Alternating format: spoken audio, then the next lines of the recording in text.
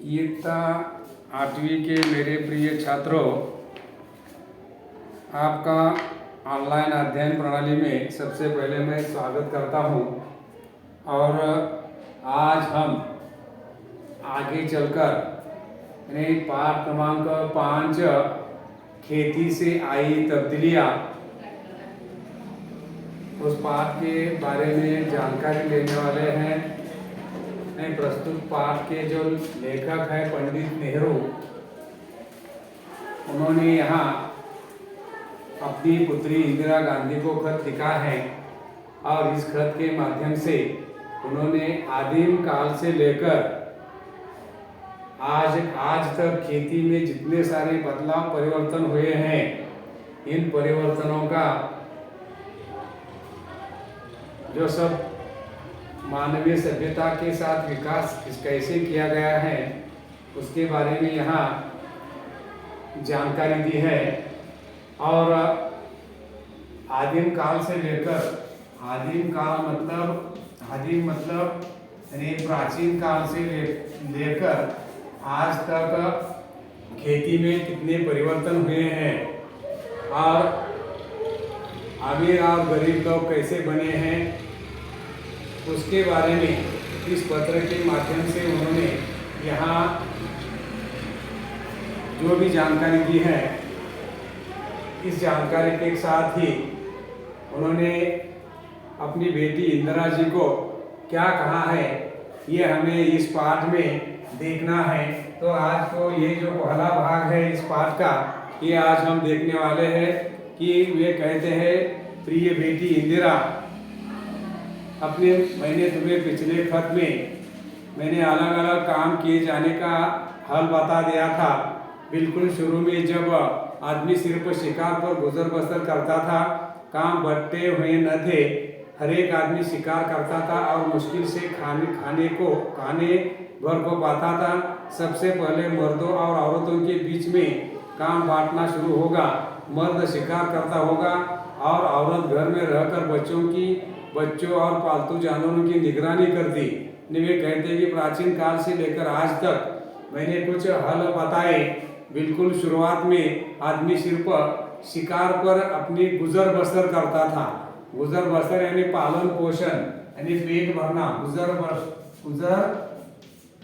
बसर यानी पेट पालना यानी वो पेट पालता था, गुजर बसर करता था।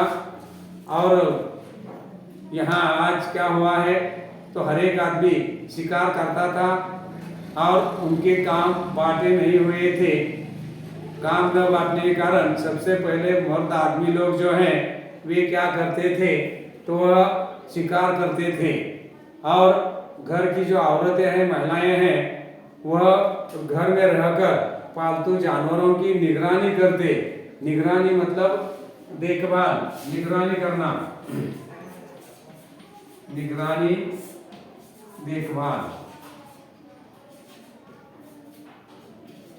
देखभाल करते थे, निगरानी करते थे बच्चों की और जानवरों की। उसी प्रकार की अवस्था में से लोग गुजर जा रहे थे।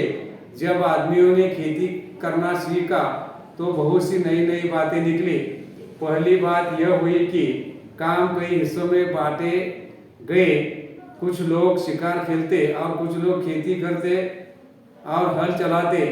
जो दिन गुजरते गए, आदमियों ने नए नए पेशे सीखे और उनमें पक्के हो गए। यानी जैसे जैसे खेती की जो कला है, खेती करना मनुष्य ने सीखा तो बहुत सी नई नई बातें निकली। पहली बात ये हुई कि कई काम हिस्से में बांट गए। लोगों को कामों का बंटवारा हुआ। क्या हुआ बंटवारा? कुछ लोग क्या करते थे, शिकार खेलते थे, शिकार करने को जाते थे, कुछ खेती चलाते थे और कुछ हल चलाते, कुछ खेती करते थे, कुछ हल चलाते। हल का मतलब है नांगर। हल ने खेती का औजार है, आप उसे मराठी में नांगर कहते हैं, नांगर। हल चलाते थे और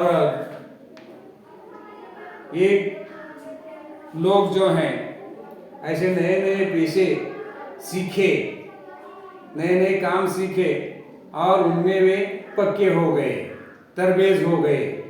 खेती करने का दूसरा अच्छा नतीजा ये हुआ कि गांव और कस्बे बने। ये खेती करने का और अच्छा नतीजा क्या हुआ? नतीजा मतलब परिणाम। नतीजा का मतलब है परिणाम, यानी खेती करने का क्या परिणाम हुआ? तो गांव और कस्बे बने, छोटे छोटे गांव बने। खेती के लिए सब मनुष्य इकट्ठा रहने लगे और सब लोग सुरक्षा के लिए इकट्ठा रहने लगे। और इसके लिए क्या हुआ? गांव पैदा हुए, कस्बे पैदा हुए, लोग इनमें आबाद होने लगे। लोग आबाद मतलब स्वतंत्र। खेती के पहले लोग इधर उधर घूमते थे। मालूम है कि आपको खेती का शोध लगने के पहले ये जो लोग हैं, ये लोग अनाज के लिए इधर उधर घूमते थे और शिकार करते थे। इधर उधर जंगल में घूमते थे, शिकार करते थे और उनके लिए एक जगह रहना जरूरी नहीं था। जो शिकार के लिए घूमते थे, जहाँ भी शाम होती थी वहाँ वे अपना मुकाम करते थे, ताकि उन्हें ऐसा कोई घर नहीं था। शिकार करते करते उन्हें एक जगह रहना जरूरी की आवश्यकता नहीं पड़ी। शिकार हर एक जगह नहीं मिलती थी। शिकार तो एक जगह नहीं मिलती, शिकार करने को उन्हें अनेक जगहों पर जाना पड़ता था। इसके सिवा उन्हें गायों, बकरियों और अपने दूसरे जानवरों की वजह से इधर उधर घूमना पड़ता था।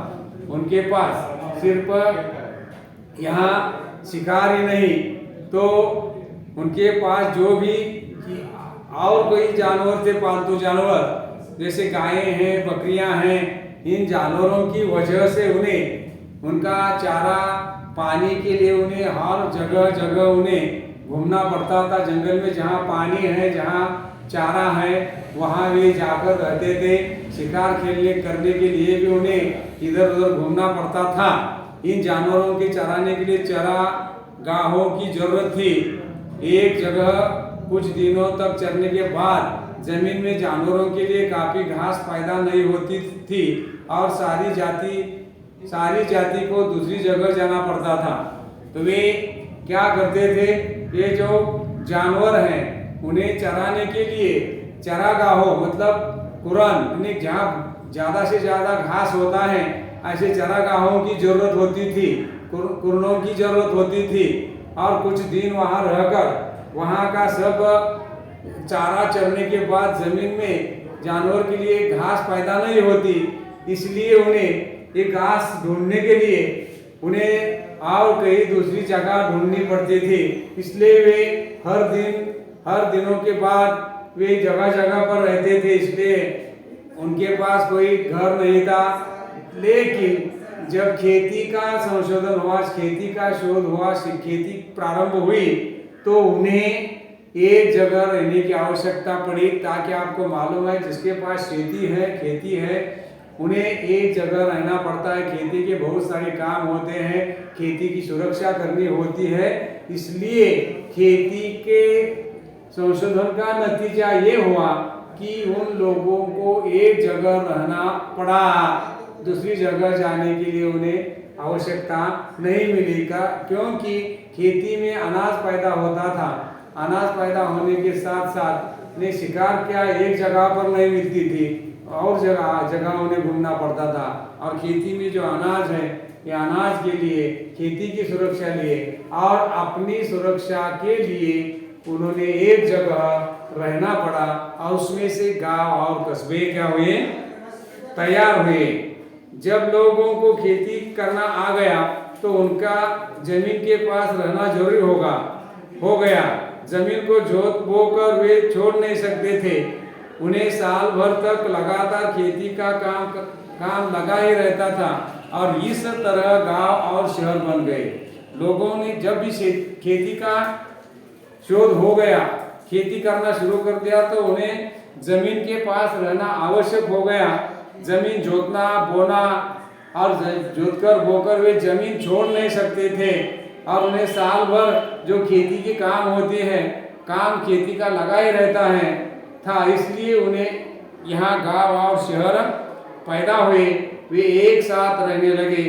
दूसरी बड़ी बात जो खेती से पैदा हुई वह थी कि आदमी की जिंदगी ज्यादा आराम से कटने लगी। तो खेती का दूसरा जो नतीजा है, ये नतीजा क्या है? खेती जब पैदा हुई तो खेती के कारण आदमी की जो जिंदगी है ये आराम से कटने लगी। ने खेती का संशोधन होने के पहले उन्हें शिकार के लिए जगह जगह घूमना पड़ता था, कहीं शिकार भी नहीं मिलती थी, भूखा रहना पड़ता था, फल खाने पड़ते थे। लेकिन अभी खेती से मिलने वाला जो अनाज है, ये अनाज उनके खाने से ज़्यादा अनाज मिलता था, इसलिए उनकी जिंदगी आराम से कटने लगी, लोग आराम से रहने लगे।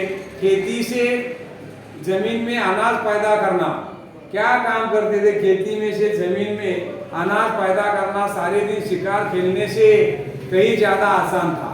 नहीं, सारे दिन शिकार करने से खेती करना उन्हें आसान लगने लगा। खेती की शिकार करना ये तो जोखिम की बात है, कई जानवर बड़े बड़े होते हैं, न जाने क्या होता है, बड़ी बहुत आपत्ति आती है। तो खेती शिकार के बदले उन्हें खेती करना आसान लगने लगा और वह खेती करने लगे और कहीं ज़्यादा अनाज भी पैदा होता है। अनाज जमीन में अनाज भी इतना पैदा होता था। एक आप सब किसान के छात्र, आपको मालूम है जितना सारा जमीन में पैदा हुआ हम एक दिन में नहीं खा सकते, वे ज़्यादा दिन तक हम खा सकते हैं, इतना अनाज जमीन से पैदा होता है। वही बात शिकार की नहीं होती। शिकार आज करे तो कल उसे ढूंढने के लिए जाना ही आवश्यक है। उसी प्रकार यहाँ वह आराम से रहने लगे और आराम से रहने के बाद उन्हें खेती से वे सुरक्षित रहने लगे। गांव और कस्बे बने, शहर और गांव बने। इसका कारण क्या है? तो इसका कारण यह खेती का नतीजा है, खेती का संशोधन है। इसी प्रकार यहाँ आज का जो पहला भाग है, इस पाठ का खेती से आई तब्दीलियाँ, पंडित जवाहरलाल नेहरू ने इंदिरा जी से जो बातें कही हैं, इसका एक भाग हम यहाँ समाप्त करते हैं। आगे का भाग कल हम देखने वाले, तब तक धन्यवाद।